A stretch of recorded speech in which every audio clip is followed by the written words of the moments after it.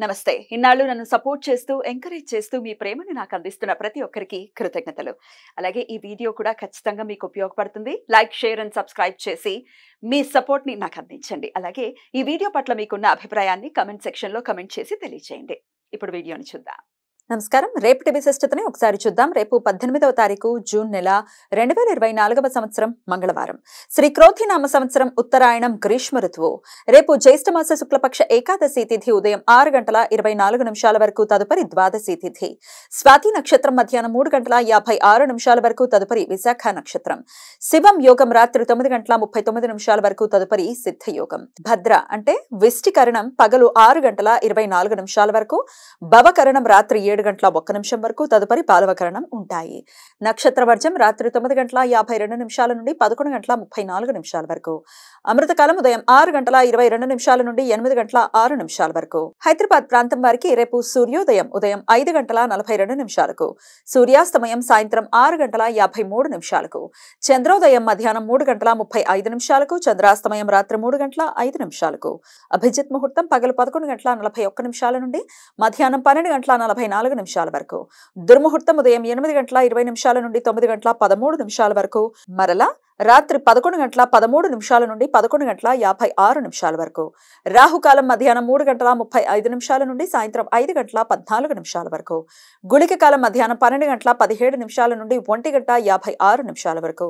యమగండం ఉదయం 9 గంటల నుండి 10:39 వరకు. రేపు స్మార్త మధ్వ వైష్ణవ నిర్జల ఏకాదశి, భీమ ఏకాదశి అని కూడా పిలుస్తారు. బ్రహ్మవైవర్త పురాణం ప్రకారం పాండవులలో రెండవ వాడైన భీముడు మంచి తిండి పుష్టి కలవాడు, ఆకలికి తాళలేనివాడు. ప్రతి 15 రోజులకు వచ్చే ఏకాదశి అందరూ ఉపవాసం ఉంటే ఆకలికి తాళలేక తాను మాత్రం ఉండేవాడు కాదట.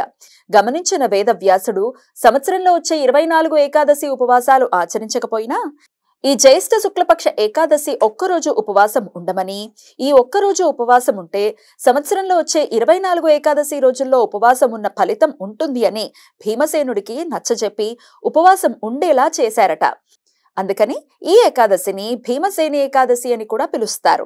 కాబట్టి సంవత్సరంలో వచ్చే అన్ని ఏకాదశి ఉపవాసాలు ఉండలేని భక్తులు కనీసం ఈ నిర్జల ఏకాదశి ఉపవాసం ఉండి వ్రతం ఆచరించడం వలన సంవత్సరంలో అన్ని ఏకాదశి వ్రతాలను ఆచరించినంత ఫలితం దక్కుతుంది అని నమ్మకం.